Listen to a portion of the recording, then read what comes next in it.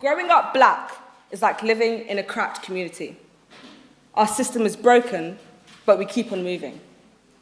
And growing up black is the smell of fried chicken on a Sunday evening, but it's also having to live through the pain of seeing your people being killed and ignored again. Growing up black is having respect and knowing your place, but it's never, are you sure you're feeling all right today? Let me ask you all a question. Do you know what it's like to always be the center of attention? Me at the age of around 7 or 8 would have to walk into school and have everyone's eyes on me like pins. But back then, I never used to worry about being one of the only black girls in my class. However, as I grew older and I saw how I was treated differently and how carelessly the white boys threw around the N-word because, it makes them cool, right? And when I complained, I would get in trouble. It made me realize how black people are always painted as the bad guys when we want to talk about our situations.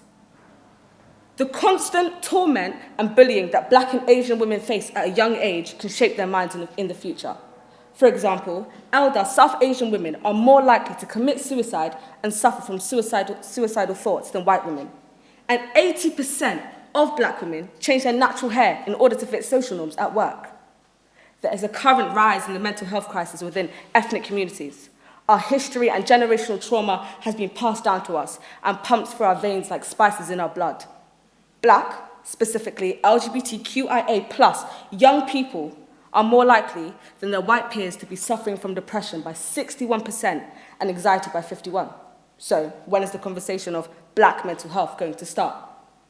Growing up black is your parents telling you how to act in today's society because they don't want you, like them, to be placed in a small circle within a large box that tells you how to act.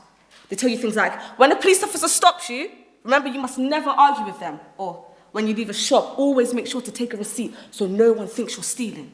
But what they failed to teach us is that it's okay to ask for help, and sometimes it's okay to be vulnerable. When a black boy wants to open up to a parent about mental health, sometimes the most common response is man up. You see, this phrase teaches young black boys nothing, and all they do is suppress their emotions and turn to gang violence and substance misuse. You see, the generation before us tell us that we're weak and it's just life. But what they don't understand is that we feel most comfortable with ourselves when they say, why do these kids just want to spend all their time in their rooms all day?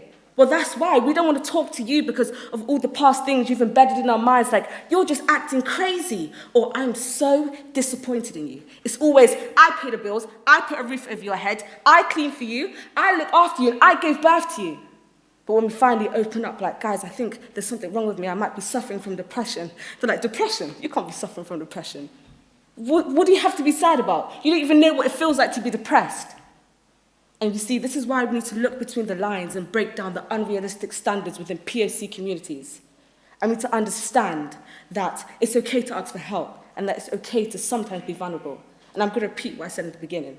This is why growing up black is like living in a cracked community. And although our system is broken, our minds will keep moving.